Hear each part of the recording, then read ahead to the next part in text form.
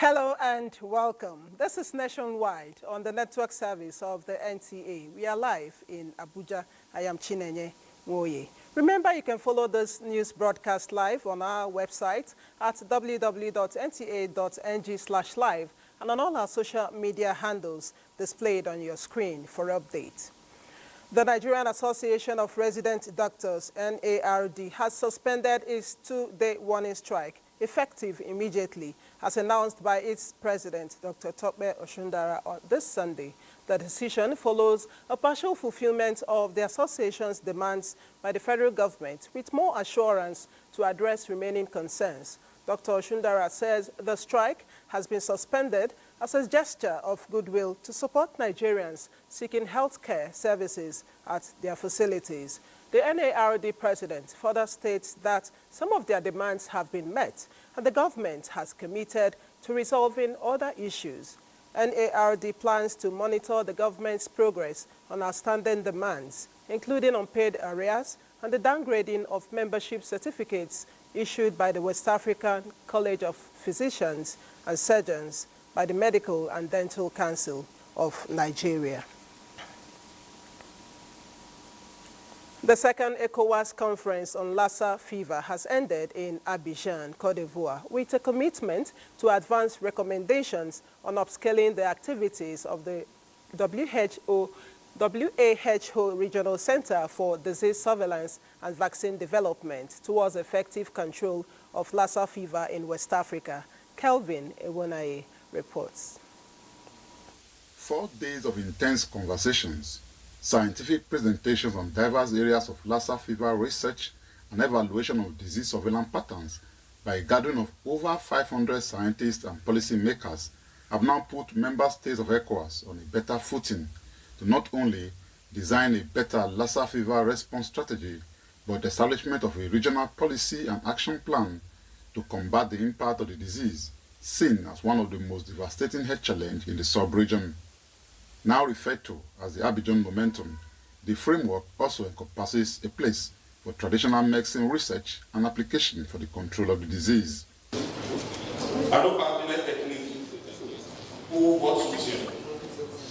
Expected resolutions will guide our policy framework on tackling Lassa fever control. We at WAO will continue to support the national and regional efforts aimed at building resilience of our communities. Of significant note at the conference was the activation of ECOWAS Young Researchers Platform, designed to encourage and support new generation of researchers in Lassa fever and other infectious diseases, with Nigeria's Aziz Moshood shining brightly and clinching the top prize in Best Potter category. As a medical lab scientist, to diagnose Lassa takes a day, 2 days, 3 days. We need point of care testing where a patient will be presented to the lab and they will be able to know exactly, immediately, that this patient has Lassa. How do we make sure that the solutions that we're creating are really coming from the region and that regional colleagues, national colleagues, whether with the universities or research institutions, are not working in silo or are not just beneficiaries, but they're actually co-designers. Before the next conference, it is expected that a lot would have been achieved and implemented from the resolutions here, with firm focus on vaccine development. In Abidjan, Côte d'Ivoire, Kelvin Ewonaye, NTA News. And back here in Nigeria, Bauchi state government says it remains committed to revitalizing healthcare service delivery in line with the federal government policy on universal health coverage. Governor Bala Mohammed stated this when he paid an unscheduled visit to the General Hospital Bayara in Bauchi local government area. Awal Abdullahi reports. Governor Bala Mohammed, while inspecting the state of facility at the General Hospital Bayara, expressed displeasure over the operational standards of the hospital, which serves as a major center for the treatment of infectious disease in the state for many years. He explained that government has designed a plan to upgrade healthcare facilities across the state to accommodate a greater number of patients. Actually, I'm really disgusted with what I have seen. The hospital is not even getting routine care. We need to take care of the welfare of the patients. It is not even netted. There is no light. Hopefully, they said there is water. I will make sure within the next few weeks, since I've done in a manner that all those dangerous things that I have seen are reversed before we come to the main issue of renovation and building. The governor also assured that before the end of his tenure in 2027, additional hospitals will be constructed to meet the growing population of the state. In Bauchi, Awal Abdullahi, NTA News. Nigeria is driving proactive policies in the agricultural sector that will unlock sustainable agri-food systems to safeguard the climate and restore ecosystems. The Minister of Agriculture and Food Security, Abubakar Kyari, said this at the just concluded high-level event on unlocking sustainable agri-food systems for climate, nature and livelihoods in Rome. Musa Baba Aliyu reports. Nigeria's Minister of Agriculture and Food Security, Abubakar Kyari, also serves as the Vice Chairman of the International Fund for Agricultural Development Governing Council. He represented Nigeria at the high-level discussion on smart agriculture and climate change in Rome. During the meeting, he unveiled Nigeria's bold policies to transform food systems in the country. Kyari stated that proactive policies in the agricultural sector will unlock sustainable agri-food systems, safeguard climate, restore ecosystems, boost production, and secure dignified livelihoods for Nigerian farmers. He highlighted Nigeria's partnership with the Food and Agriculture Organization of the United Nations through the monitoring and analyzing food and agricultural policies programs established in 2022. The minister also outlined Nigerian National Adaptation Plan, which integrates climate adaptation into agriculture, water, health, and infrastructure, prioritizing community-led and ecosystem-based solutions. He called on global stakeholders, including international financial institutions like the FAO and IFAD and the Global Environment Facility, to scale up concessional financing and supporting impact programs for smallholder farmers and rural communities. Musa Baba Aliyu, NTA News. The National Forum of Former Legislators from the 17 southern states have endorsed President Bola Tinubu as their sole presidential candidate for the 2027 general elections and declared support for the South to complete 8 years presidential tenure. This was at a summit held in Abuja, Ogun State, with the theme, National Unity, Bedrock of Nation Building, convened by the Chief of Staff to the President, Femi Gbajabiamila. Yemi Dalemo reports. The summit is a reunion for former National and State Assembly legislators. We provided a platform for them to add their voices to issues of national discourse. Chief of Staff to the President and former Speaker, House of Representatives Femi Gbajabiamila, among other key stakeholders, notes that nation building is a joint task, urging all to join hands with President Bola Tinubu to transform Nigeria. There's still a lot of work to be done. However, you must not let anyone tell you that we are not steadily marching forward. Our task remains to continue in that forward march with determination and humility. As a body, we are committed to issues that will promote the peace, unity of our dear country and also entrench democracy. Asiwaju must complete his 8 years. Nigeria is rising again. A united and prosperous Nigeria is possible. It's a very good opportunity and time for the legislators to put our house in order. It's the best interest of the South and the nation that the incumbent president, Bola Ahmed Tinubu GCFR, completes his tenure of the South. Accordingly, we adopt him as our sole candidate for 2027 election. The Forum of Former Legislators urged Nigerians to promote unity and firm foundation of nation building. In Abuja, Yemi Dalemo, NTA News. The Minister for Works, David Umahi, has visited Kebbi State to supervise the construction of the 258-kilometer stretch of the Sokoto-Badagry Superhighway. The superhighway is part of President Bola Tinubu's Renewed Hope agenda, aimed at boosting Nigeria's infrastructure and socio-economic development. Jafar Yusuf Ilo has the report. Badagry Superhighway is a massive infrastructure project aimed at boosting economic growth, security, and connectivity between Nigeria's northern and southern regions. The project connects Sokoto to Badagry, passing through 7 states, which are Kebbi, Niger, Kwara, Oyo, Ogun, and Lagos. The Minister for Works, David Omahi, after inspecting the project, was satisfied with the level of work done so far. He was full of appreciation to the Kebbi State Governor for providing security to ensure the smooth execution of the project. And also to minimize, level of insecurity, we are now eliminating the median, which is also a basin, that collects water and sends it to the, base course for failure. So we eliminated it and we are putting beautiful, New Jersey. But in township, where we have township, we are now going to, bring it back, but it's going to be 3 meters and we shall concrete it.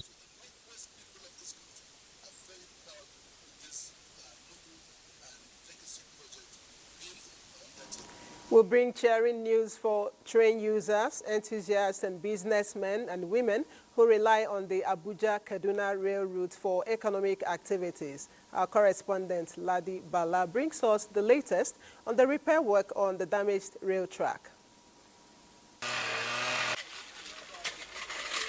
Accidents of any sort leave behind varying degrees of impact. However, deliberate and proactive steps taken to prevent reoccurrence with a human-face approach make the difference. These underscore the sustained effort of stakeholders in restoring damaged tracks along Abuja-Kaduna route. The concrete slippers already, so it's just for us now to connect the rails and also insert the fish plates to connect. There is no problem because the way we handle it right from the beginning up to this extent is very good. The mobilization of critical stakeholders, machines and technical personnel for the evacuation of coaches and locomotives, and now the almost completion of repairs to the damaged tracks demonstrates the commitment and determination of the Nigerian Railway Corporation.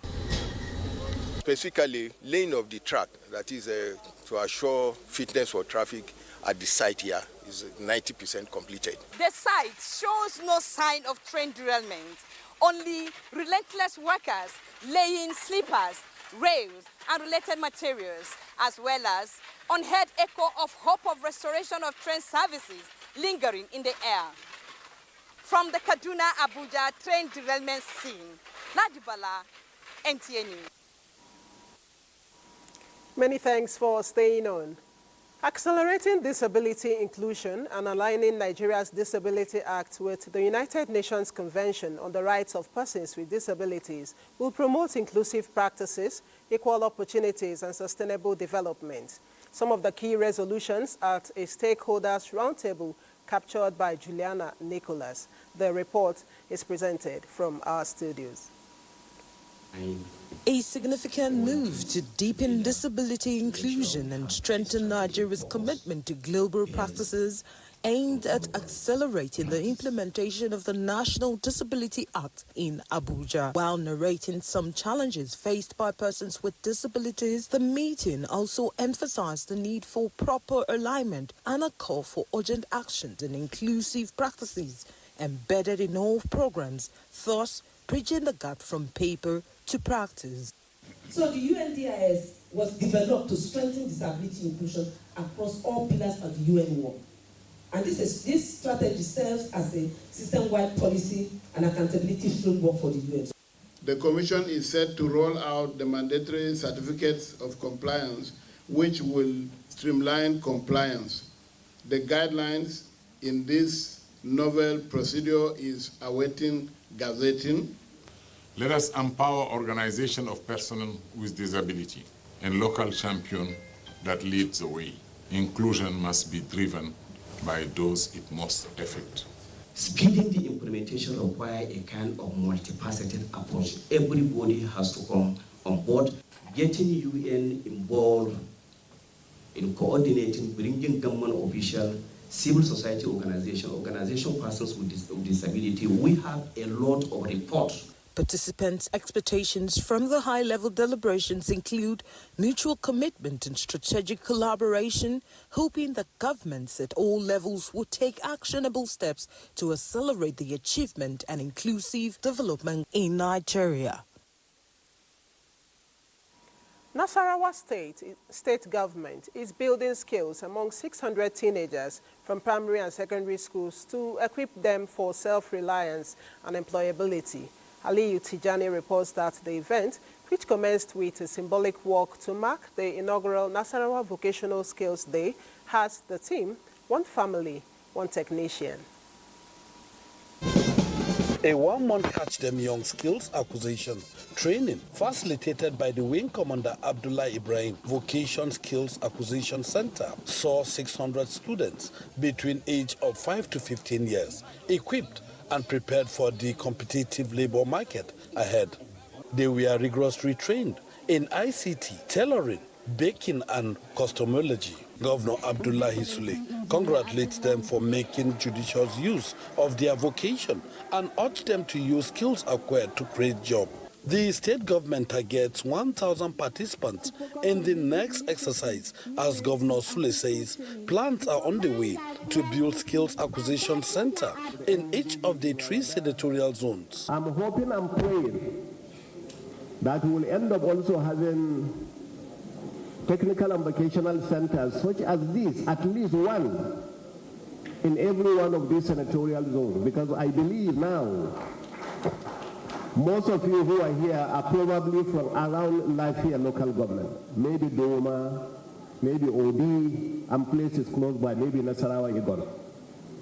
But by the time we expand to have one, maybe somewhere around Kefi or Nasarawa, then all the children in that area will have the benefit also to learn from this. Each participant of the skill acquisition training received 20,000 naira stipend in Lafia. Aliyu Tijani, NT News. The kindness of Nigeria's First Lady, Senator Oluremi Tinubu, continues to find expression in the lives of women and children in Jigawa State. This time, 400 women and 110 pupils in Kafin Hausa local government area have benefited from a package of support aimed at keeping children in school and empowering women to sustain their families. Muhammad Musa Askira reports. Initiative championed by the wife of the Jigawa State Governor Haji Hadiza Oman Namadi and that the Oluremi Tinubu Support Organization brought joy to the women and children alike, while the school children received bags, uniforms, sandals, exercise books and other learning materials to return them to the classroom.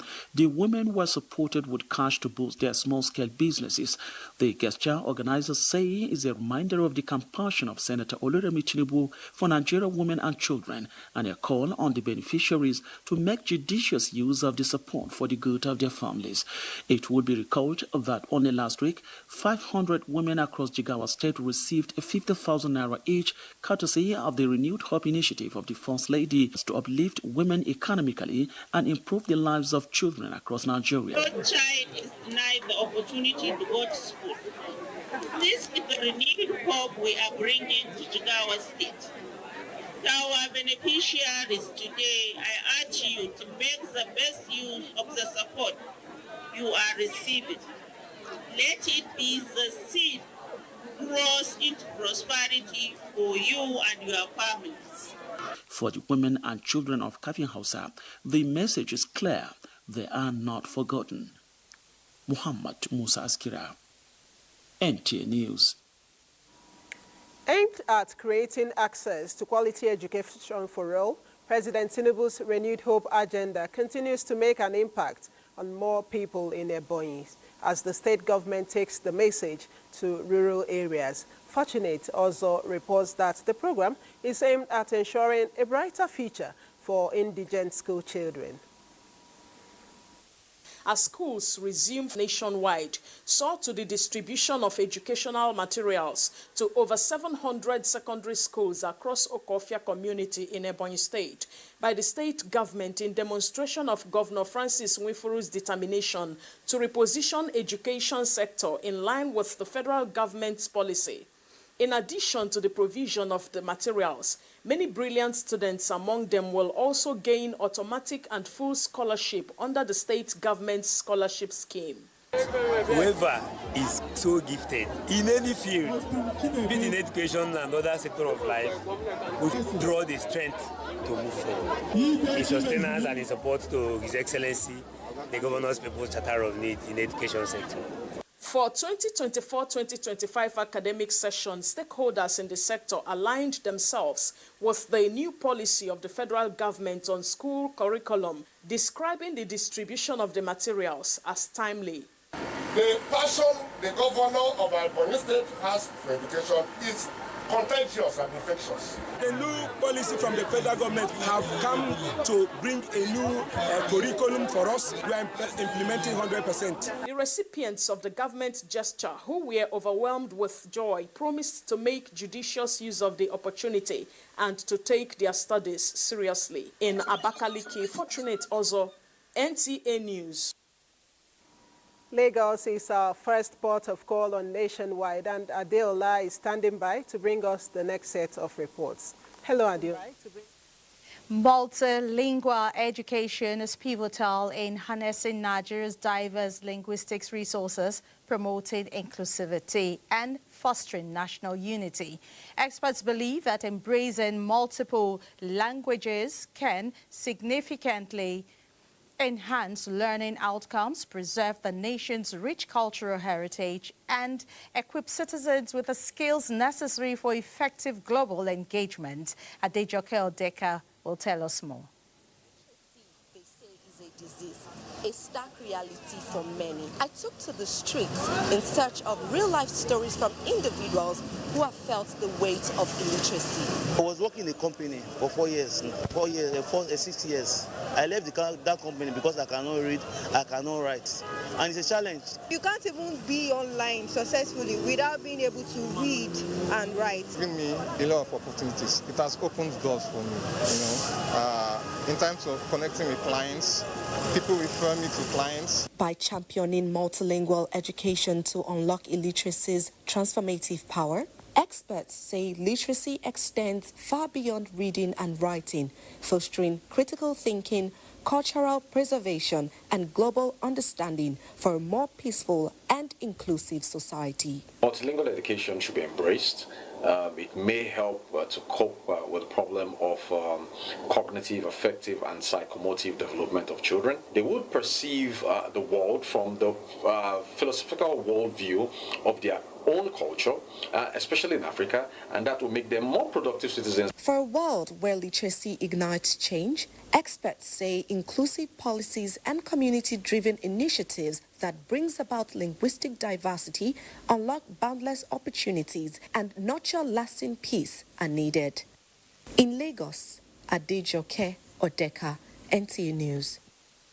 The rehabilitation of the Murtala Mohammed International Airport, Lagos, has commenced. This is aimed at transforming the airport into a world-class aviation hub. Hengino John Adams reports.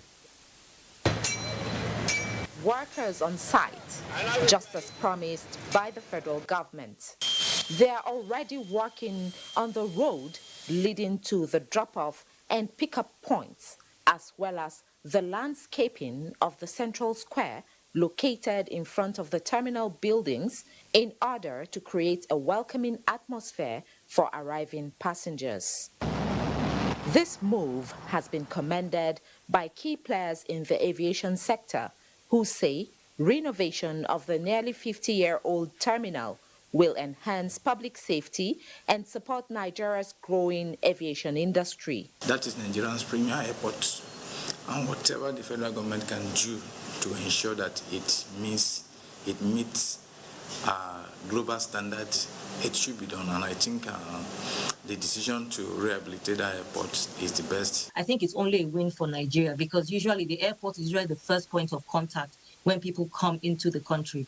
So to make it welcoming, clean, it's just a good impression for the country and for Nigerians as a whole. PPP arrangement will also be extended to this expansion and innovation and refurbishment so that federal government can conserve its own resources and use it for more pressing needs. As work progresses, the Federal Airports Authority of Nigeria is advising passengers to allow extra time for travel to avoid missing their flights. In Lagos, Hinginu, John Adams, NTA News. And those are the reports from Lagos.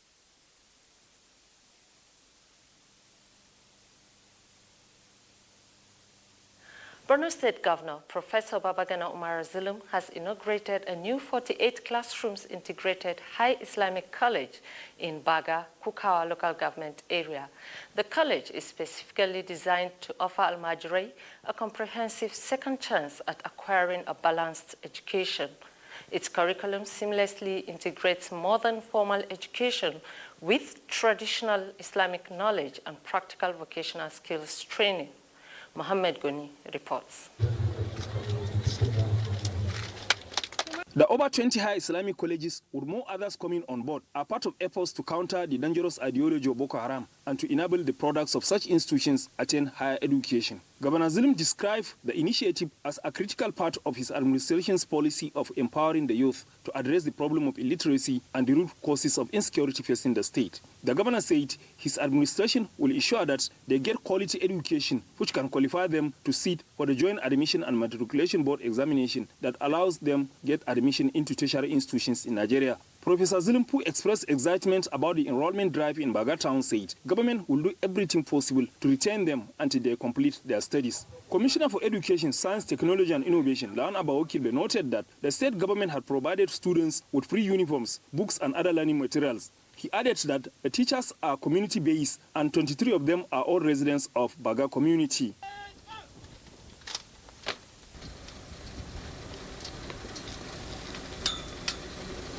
Meanwhile, as part of Borno State government's job creation and livelihood drive, Governor Babagana Umar Zulum inspected the Baga Chad Republic Water Clearance Project, which is in its final phase. The project focuses on clearing decades of silt and invasive plant species from the river channels, linking the town of Baga in Nigeria to the receding Lake Chad basin and opening transportation routes to the Republic of Chad.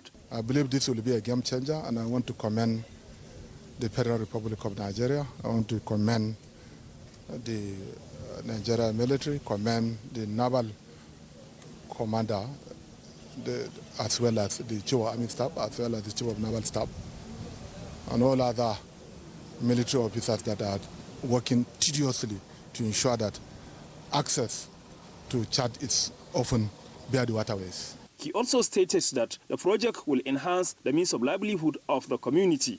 In Kukawa, headquarters of Kukawa local government, Mohammed Goni, NTA News. The Theatre Commander Joint Task Force Northeast Operation Hadinkai, Major General Abdulsalam Abubakar says the military will continue to explore every opportunity within its reach to find durable solution to the pockets of insecurity being experienced in some parts of Borno State. This was when the theater commander received executive members of the Police Community Relations Committee, PCRC Borno State, led by their chairman, Abacha Bukar Nanabi in Maiduguri. Abubakar Musa reports. This visit to the Theatre Commander Joint Task Force Northeast Operation Hadinkai by executives of the Police Community Relations Committee, PCRC, can be described as a welcome development, as it is aimed at re-strategizing on how best to come up with an action plan against insurgency attacks, especially on soft targets. Theatre Commander Joint Task Force Northeast Operation Hadinkai, Major General Abdul Salam Abubakar, while describing PCRC as instrumental in restoring total peace to Borno, affirmed determination to work closely with the organization for optimal results. If you don't engage the youths, of course you see an increase in crime. They are also involved in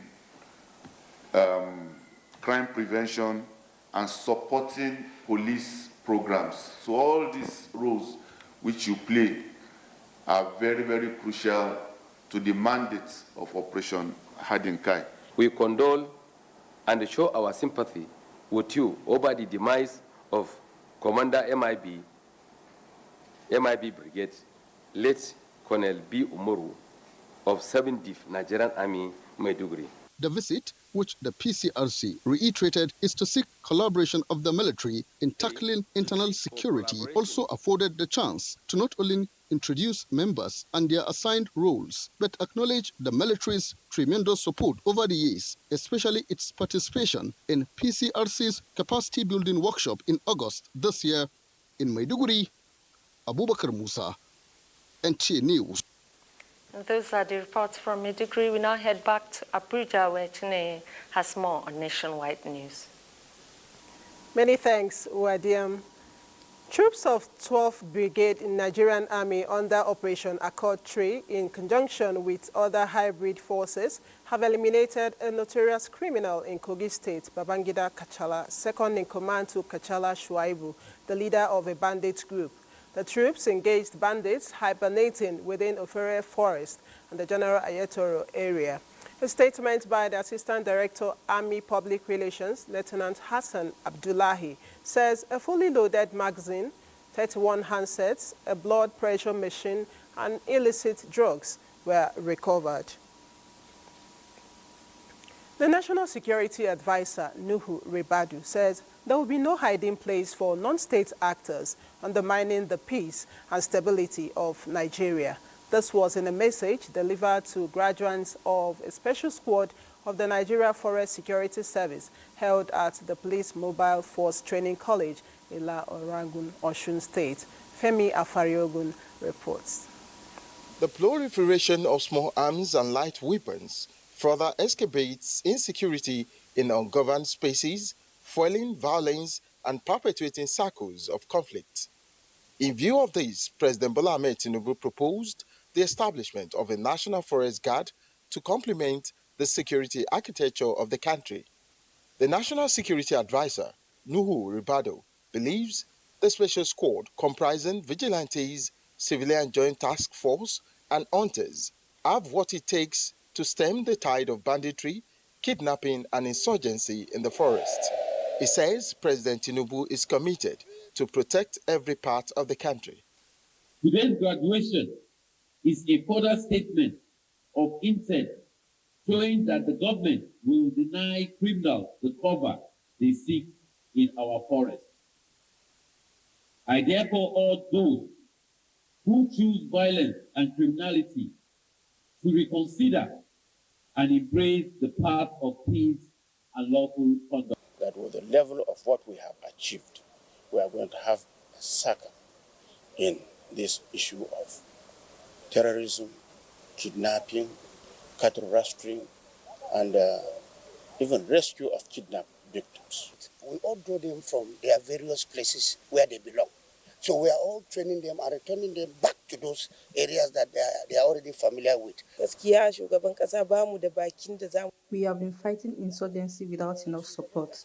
We appreciate this training from President Tinubu's government. God bless him.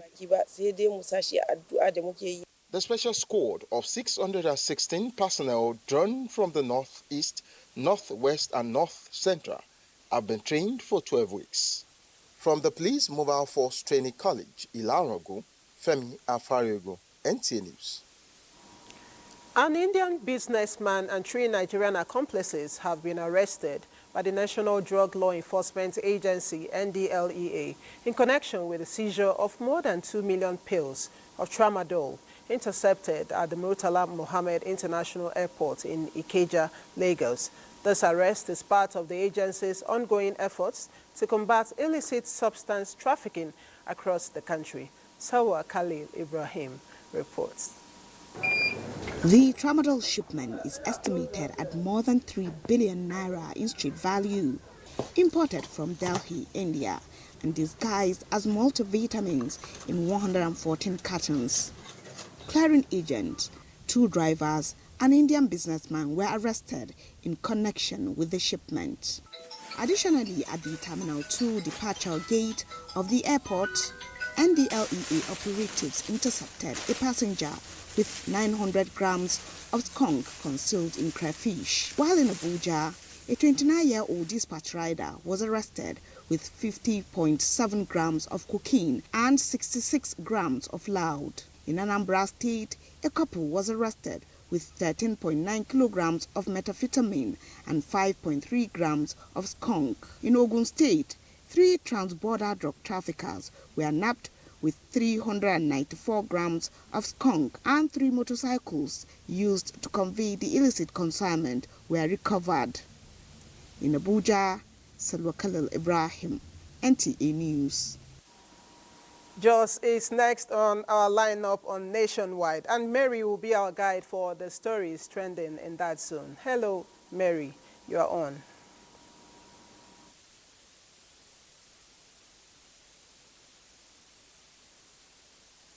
Hello, Chinenge, and welcome to Jos. Plateau State government is urging young persons to be drivers of positive change by promoting the dignity of human life and the elimination of all barriers to the human race as a major way of restoring the lost glory of the state. Governor Caleb Mutfwang was speaking at a meeting with Plateau youths from the Youth Peace Camp in Jos.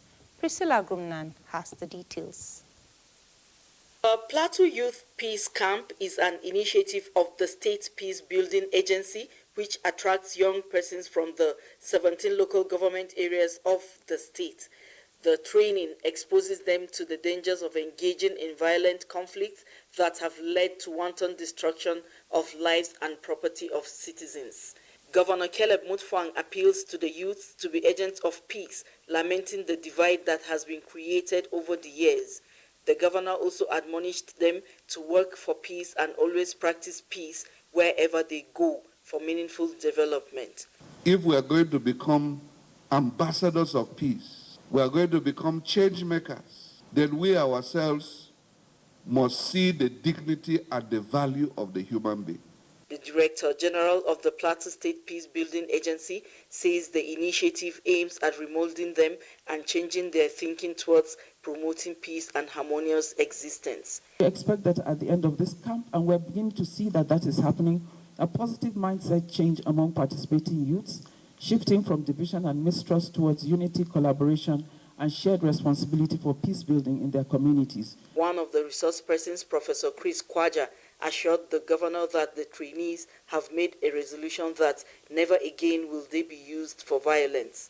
The 302 youths drawn from the 17 local government areas of the state are currently undergoing training at the Citizenship and Leadership Training Center, Sherry Hills, Jos. In Jos, Priscilla Grumnan, NTA News.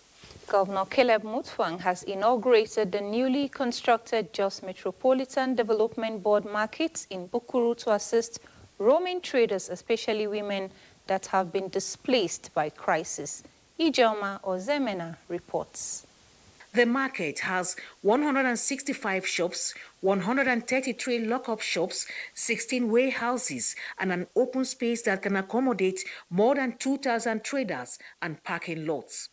While inaugurating the project, Governor Mutfwang says the motivation behind the project was to support traders, especially women who roam the streets to earn a living. The things that motivated us into this project is to reduce the suffering that our women go through.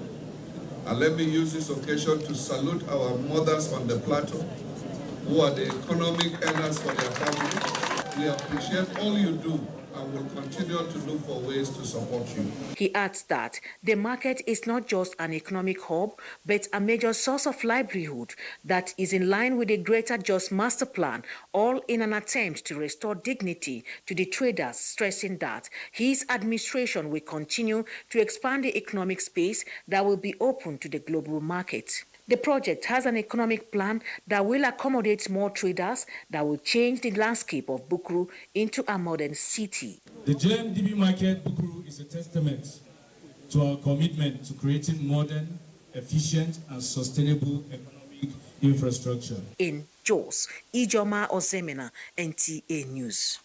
And that's our contribution from Jos. Chinenge is still standing by in our Abuja studio.